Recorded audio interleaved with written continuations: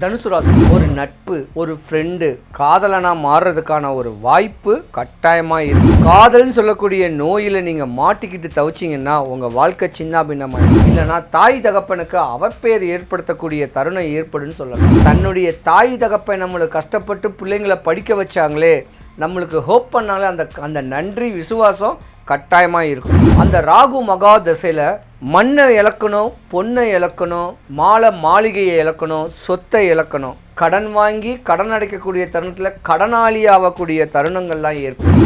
உலக புகழ் வரக்கூடிய ஒரு தருணம் உண்டு. உடற்பயிற்சி, ஜிம் மாஸ்டர், பிடி மாஸ்டர், இப்படி ஸ்போர்ட்ஸு சம்மந்தப்பட்டதில் உங்களுக்கு வாழ்க்கையை பிரதிபலிக்க வாய்ப்பு இருக்குது. வயது முதிர்ந்த தோற்றம் உடையவங்களுக்கும் வயது கம்மியான ஒரு பெண்கள்கிட்டையும் சல்லாப எண்ணங்கள் வர்றதுக்கான ஒரு வாய்ப்புகள் இந்த அர்த்தாஷ்டம சனியில் வரும். உங்கள் சாம்ராஜ்யம் சரிஞ்சு போகும். மண்ணு, பெண்ணு, பொண்ணு ஆசைகளை திறந்து தான் மனைவி மக்களோடு இருந்து தன்னுடைய தாய் தகப்பனுடைய அனுகிரகத்தில் வாழ்ந்து வந்தீங்கன்னா நீங்கள் உச்ச நிலைமையில் இருப்பீங்க. தனுசு ராசிக்கார அன்பர்கள் ஆணாக இருந்தாலும் பெண்ணாக இருந்தாலும் அரசு சம்பந்தப்பட்ட உத்தியோகத்தில் இருக்கலாம், அரசு அதிகாரிகளாக இருக்கலாம், ஏன் அரசியல் பிரவேசம் கூட உங்கள் ஜாதகத்தில் வரக்கூடிய சட்டமன்ற தேர்தலில் உங்களுடைய பிரதிபலிப்பு வரதுக்கான வாய்ப்பு கொஞ்சம் நிறையாவே இருக்குது. காற்றுள்ள போதே தூத்திக்குங்க.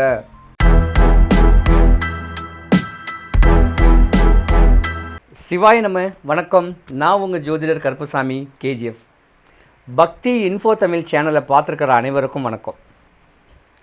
2026 மார்ச் மாதம் 6ஆம் தேதி காலையில் 8:15 மணிக்கு கும்பராசியிலிருந்து மீன ராசிக்கு எம்பெருமான் சனீஸ்வர பகவான் பெயர்ச்சி ஆகிறாரு.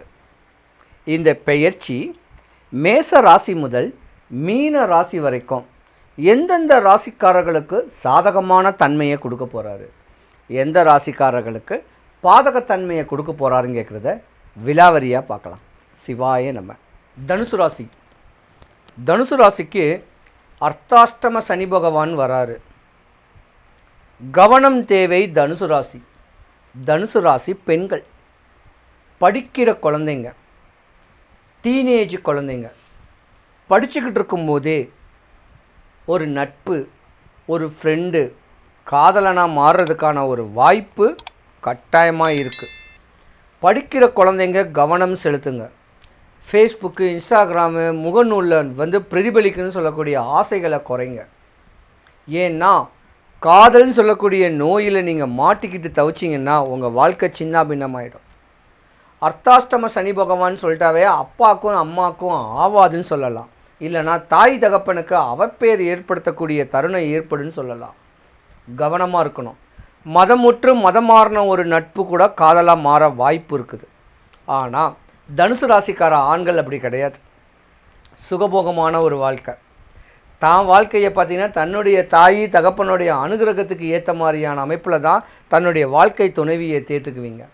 இருந்த இடத்துலேருந்து உட்கார்ந்த இடத்துலேருந்தே வியாபாரம் பண்ணக்கூடிய தருணங்கள் தான் உங்களுக்கு நிறையவே இருக்கும்.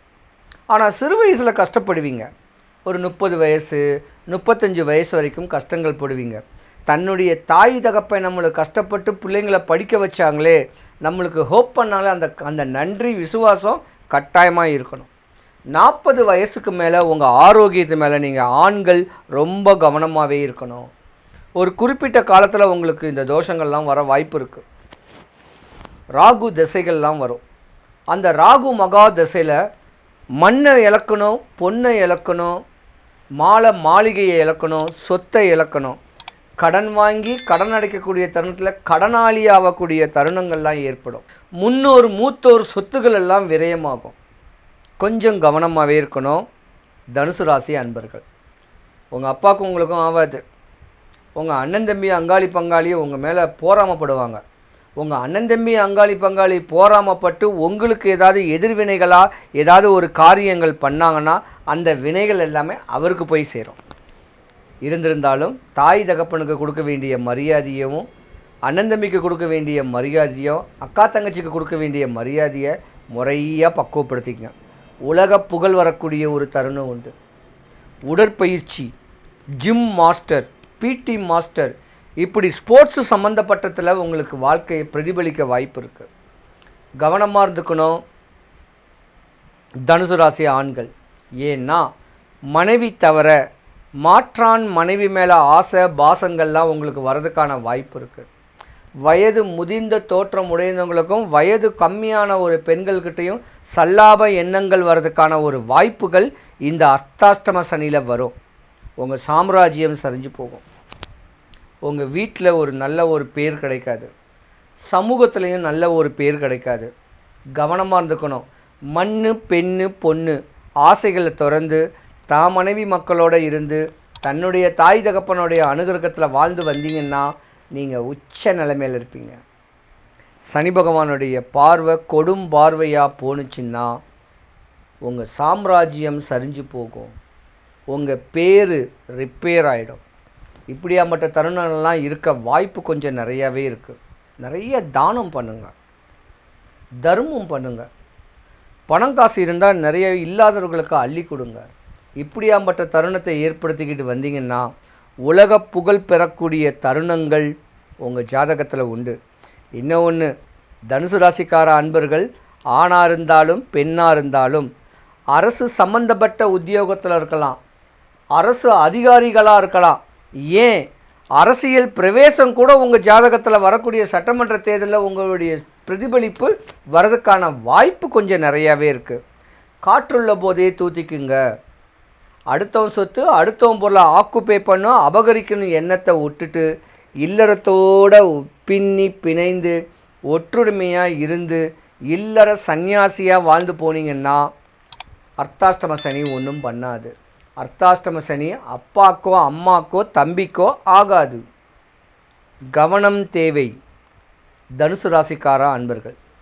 தனுசு ராசிக்கார அன்பர்களுக்கு பல இடையூறுகள் வர மாதிரி இருந்தால் மேற்கொண்டு சொன்ன பரிகாரத்தை வல்லக்கோட்டை முருகன் கோயிலில் போய் செய்யுங்க, ஒரு குறை வராது. தனுசு ராசி அன்பர்கள் அனைவருக்கும் சுபிக்ஷம் ஐஸ்வர்யம் கடாட்சியம் கிடைக்க எம்பெருமான் வல்லக்கோட்டை முருகனுடைய அனுகிரகம் உங்களுக்கு பரிபூர்ணமாக கிடைக்க இறைவனை நான் பிரார்த்திக்கிறேன். சிவாய நம. சனீஸ்வர பகவான். சனீஸ்வர பகவானுடைய குணாதிசைகள், அவருடைய காரகத்தன்மைகள். பொதுவாக ஒரு ஜாதகத்தில் சனீஸ்வர பகவான் உச்ச நிலைமையில் மேன்மை அடையக்கூடிய ஒரு இடத்துல இருக்காருன்னா மண் பொண்ணு மாலை மாளிகை வண்டி வாகனம் சுபகாரியங்கள் தடப்பட்டது எல்லாமே மேன்மை அடையக்கூடிய தன்மையை உண்டு பண்ணக்கூடியவர் எம்பெருமான் சனீஸ்வர பகவான். ஈஸ்வர பட்டன் ரெண்டே பேருக்கு தான், ஒன்று முனீஸ்வரனுக்கு ஒன்று சனீஸ்வரன் பகவானுக்கு தான் ஈஸ்வர பட்டம் கட்டுறது. ஏன்னா தவம் பண்ணவங்க. அப்படி யோகங்கள் இருக்கக்கூடிய சனீஸ்வரன் பகவான் ஜாதகத்தில் மேன்மை அடையக்கூடிய தன்மைகளை நம்மளாக தான் ஏற்படுத்திக்கணும். அடுத்தவன் சொத்து, அடுத்தவன் பொருள், அடுத்தவன் மனைவி, அடுத்தவனை ஆக்குப்பை பண்ணி அபகரித்து ஏமாற்றி நம்ம தொழில் பண்ணுறோன்னா உங்களுக்கு நஷ்டகதியை தான் கொடுப்பாரு. ஒரு மனுஷன் சாப்பிடக்கூடிய ஜீவனாம்சம் என்ன தொழில் காரகன்னாவே எம்பெருமான் சனீஸ்வர பகவான் தான். அதாவது தொழில் தர்மம் இருக்கணும். அந்த தர்மத்தோடு இருந்து ஒர்க் பண்ணால் எந்த குறையுமே வராது. சனீஸ்வர பகவானை பொறுத்த வரைக்கும் பார்த்திங்கன்னா நீதிமான்ங்க. நீதி நேர்மைக்கு ஆள்படக்கூடிய அற்புதமான ஒரு அமைப்புடையவர்.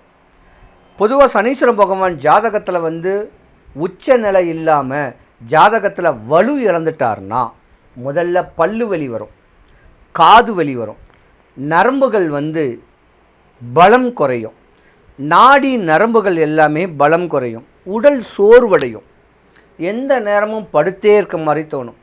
தேவையில்லாத சூனியத்துக்கு ஆள்படக்கூடிய தருணமும் சனீஸ்வர பகவானுடைய பார்வை கெட்ட பார்வையாக இருந்தால் வரும். முதிர்ந்த தோற்றமாயிடும், கிளப்பருவமாயிடும், அழுக்கு ட்ரெஸ்ஸை போடுவோம், பட்டன் போயிடும், நல்ல ட்ரெஸ்ஸு உடுத்த முடியாது, செருப்பு அந்து போயிடும். இதெல்லாம் சனீஸ்வர பகவானுடைய காரகத்தன்மை. உங்களுக்கு சனி பகவான் கெட்டு போயிட்டார்னா இந்த சிம்டம்ஸ் எல்லாம் உங்களுக்கு வரும். அதே போல் உடலில் கணையம்னு ஒன்று இருக்குது பார்த்தீங்களா, நம்ம சாப்பிட்ற சாப்பாடை ஜீரண சக்தி ஆக்கக்கூடிய கணையம் கேட்குறது, கணையம் கெட்டு போயிடும், அஜீர்ண கோளாறு வரும். இந்த மாதிரியான ப்ராப்ளங்கள் வர மாதிரி இருந்தால் சனி பகவான் ஜாதகத்தில் பலம் குறைஞ்சு வராரு. அப்போ பலம் குறைஞ்சு வராருன்னா சனீஸ்வர பகவானுடைய திருப்திப்படுத்த என்ன வழிபாடுகள் செய்யலாம் அப்படின்னா, நம்ம நவகிரகத்தில் தான் திருநள்ளாறில் போய் தான் சனீஸ்வர பகவானை போய் வழிபடுவோம்.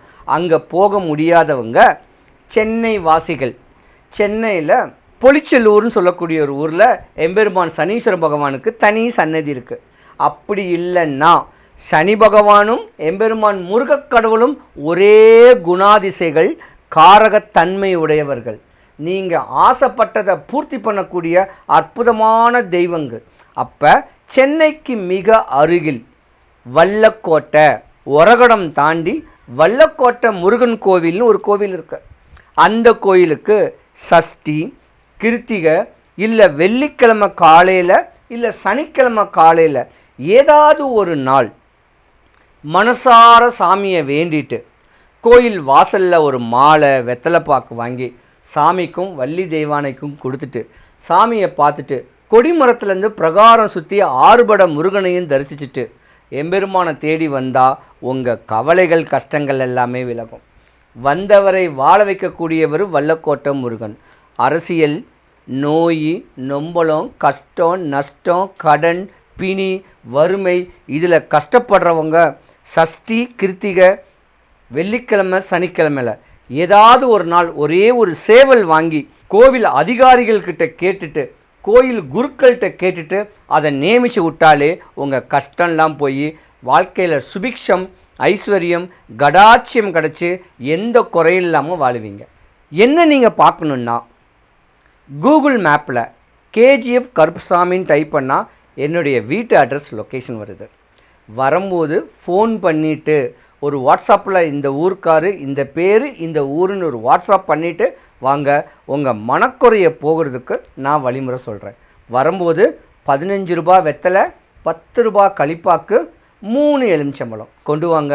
உங்கள் தேவைகள் ஆசைகள் பூர்த்தியாக எம்பெருமான் வல்லக்கோட்டை முருகனுடைய அருளாட்சியில் வழிமுறை சொல்கிறேன்.